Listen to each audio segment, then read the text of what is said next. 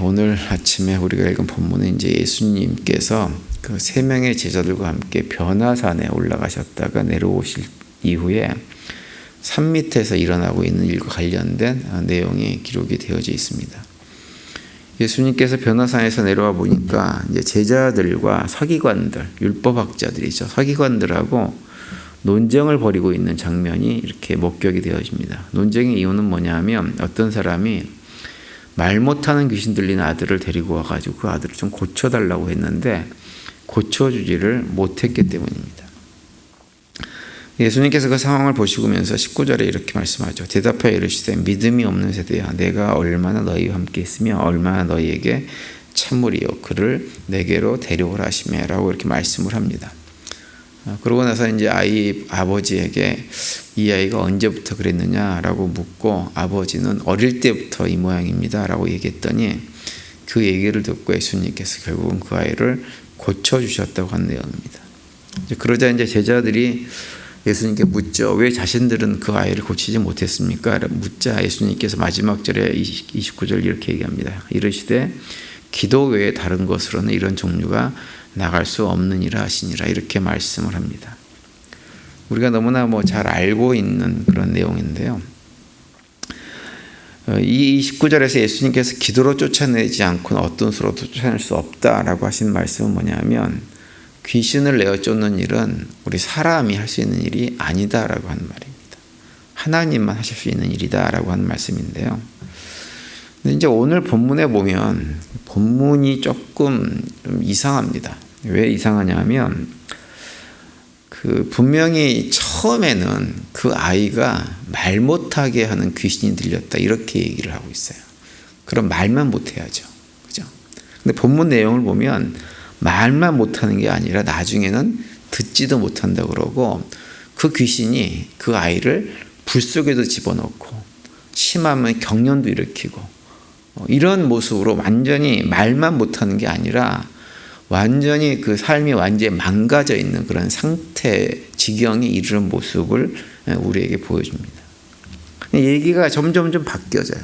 처음에는 말만 못했다가 그 다음에는 그 상태가 점점 좀 심해지는 이런 모습으로 바뀌어집니다. 그래서 오늘 본문을 보면 조금 우리가 좀 주의 있게 살펴봐야 될 내용들이 몇 가지가 좀 있습니다. 먼저 14절에 보시면 이렇게 말씀하죠.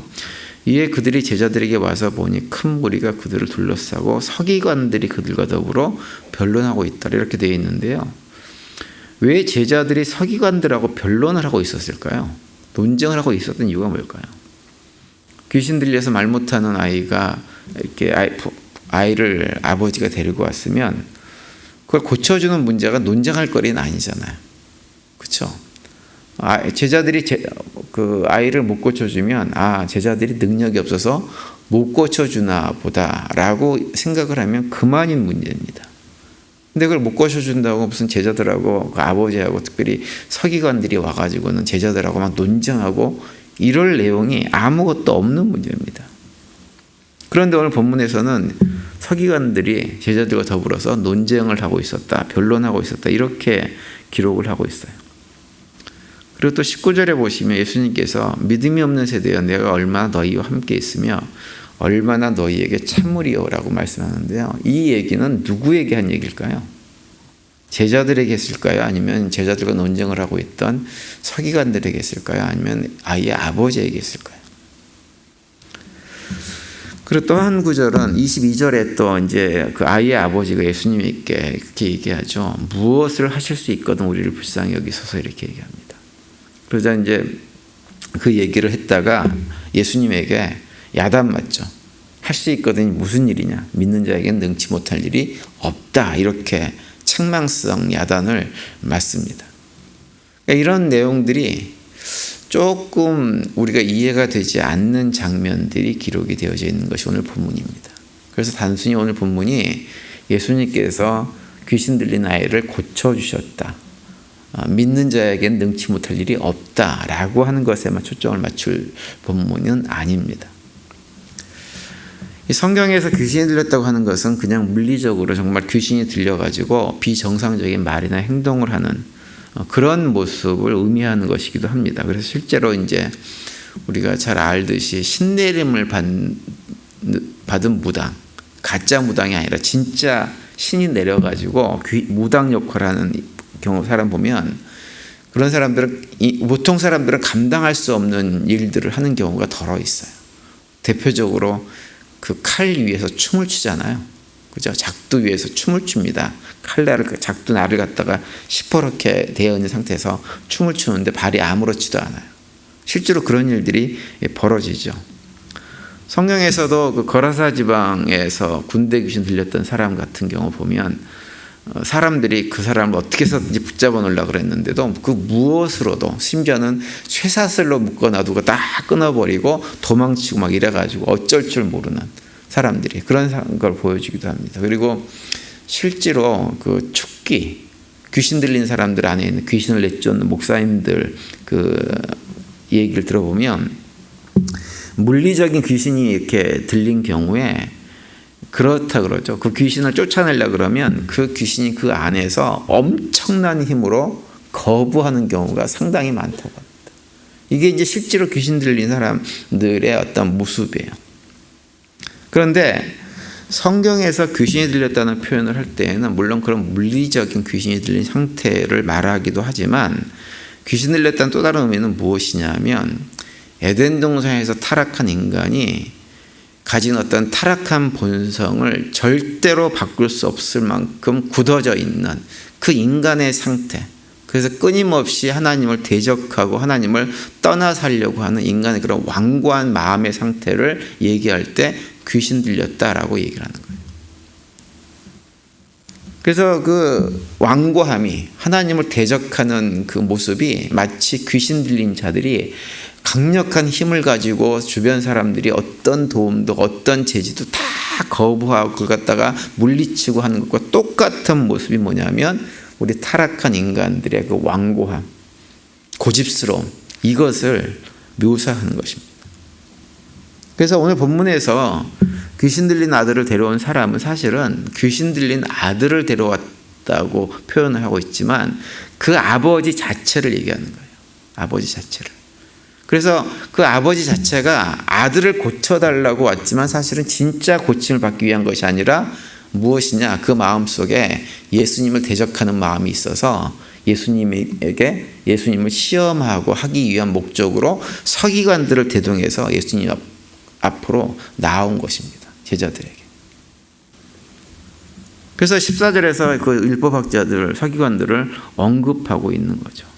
고침을 받기 위해서 나온 것이 아니라 예수님과 논쟁하기 위해서 나왔기 때문에 결국은 제자들과 논쟁을 하고 예수님에게도 믿음 없는 모습을 보이고 결국 예수님에게 야단을 맞게 되어지는 그런 결과를 가져오게 되어집니다. 그래서 우리가 이 모습을 통해서 우리 한 가지 좀 점검해야 될 것은 뭐냐면 우리가 예수님 앞에 나오죠. 우리도 예수님 앞에서 나온 사람들입니다. 어떤 사람들은 정말 병 고침을 받기 위해서 나오기도 하고 어떤 사람은 성경에 보면 떡을 얻어먹기 위해서 나오기도 합니다. 그리고 어떤 사람들은 시비를 걸고 예수님을 걸려 넘어지게 할 것이 뭐가 없을까라고 하는 마음을 가지고 나옵니다. 그리고 어떤 사람들은 정말 예수님을 바라고 예수님을 믿고 따르기 위해서 나오기도 해요. 여러 종류의 모습으로 나오는데 그 가운데서 지금 여기 있는 나는 어떠한 마음으로 예수님 앞에 나왔을까라고 하는 것을 우리가 스스로 점검을 좀 해봐야 됩니다. 우리 모두는 겉으로 볼 땐 다 멀쩡합니다. 다 멀쩡해 보이지만 사실은 여러 가지 우리 인간적인 약점과 허물과 또 그 타락한 본성이 가지고 있는 아주 그 완고함, 그런 마음들, 그래서 그런 것으로 인해 가지고 하나님 백성답게 살지 못하고 하나님 백성답지 않은 삶의 모습을 살아가는 모습이 우리 안에 너무나 많은 존재들이에요. 과연 우리는 그 완고함을 가지고 끝까지 버틸 마음으로 내가 옳다라고 하는 걸 주장하고 싶은 마음으로 주님 앞에 나와 앉아 있는지 아니면 주님 나의 이런 마음을 주님 아니면 고쳐줄 리가 없습니다 라고 하는 그런 마음을 가지고 나와 있는지를 우리 스스로 점검을 해봐야 됩니다. 물어봐야 돼요. 그래서 마치 귀신 들린 사람처럼 예수 그리스도의 복음을 모르던 시절, 과거 옛사람이죠. 옛사람 때 가지고 있었던 삶의 가치관들, 삶의 태도들, 이런 것들을 움켜잡고 이걸 놓으면 큰 문제라도 될 것처럼, 막 죽을 것처럼 어쩌지 못하고 그것을 붙들고 살아가는 삶을 살고 있지 않은지, 아니면 정말 내가 주님, 나의 그런 과거의 잘못된 가치관, 생활 태도, 삶의 자세들, 사람들과 관계의 모습들, 하나님과 관계 모습들이 다 무너지고, 잘못된 모습이 무너지고, 정말 이제는 하나님 백성다운 삶으로 살기를 원해서 나를 고쳐주실 분은 하나님뿐이 없다고 하는 거, 주님뿐이 없다고 하는 그런 고백 가운데 이 자리에 나와 있는지 우리 스스로 점검을 해봐야 됩니다. 오늘 본문 맨 마지막 절에 예수님께서 그렇게 말씀하죠. 기도 외에 다른 것으로는 이런 종류가 나갈 수 없느니라, 이렇게 말씀하세요. 기도 외에는 다른 것으로 이런 종류가 나갈 수 없다, 고칠 수 없다라고 하는 거죠. 다시 말하면 우리가 우리 안에 계신 성령 하나님께 우리 자신을 내어 온전히 맡기고, 성령 하나님 나를 고쳐주세요 라고 하는 방식으로 하나님 앞에 나아가지 않는 한 우리의 옛사람의 모습은 결코 변화될 수 없다고 하는 거예요. 우리의 노력과 수고와 열심을 가지고 그것이 바뀌어지지 않습니다. 오직 나의 이런 모습을 하나님 앞에 내려놓고, 하나님만이 내 삶을 바꿔줄 수 있고, 내 생각을 바꿔줄 수 있고, 삶의 태도, 신앙 태도를 바꿔줄 수 있습니다 라고 하는 그런 간절한 기도를 가지고 나아갈 때, 기도를 통해서 내 가운데 역사하신 하나님을 만나게 되어지고, 그 가운데 내 삶이 하나둘 변화되는 것을 경험할 수가 있게 되어집니다. 오늘 하루 지내시면서 우리 삶에 여러 가지 많은 문제들이 있지만 그 모든 문제보다 중요한 건 뭐냐면 내 안에 있는 내 모습이에요. 이게 훨씬 더 중요한 모습입니다. 그 모습을 정직하게 바라보고 주님 앞에 내려놓고, 기도 외에는 이런 이유가 나갈 수 없다고 하는 주님의 음성을 가슴에 새기고, 주님 나로 하여금 치료해 주시고 회복시켜 주시고 변화시켜 주시고 성장시켜 주시옵소서라고 기도하는 우리 모두가 될 수 있게 되기를 간절히 바랍니다.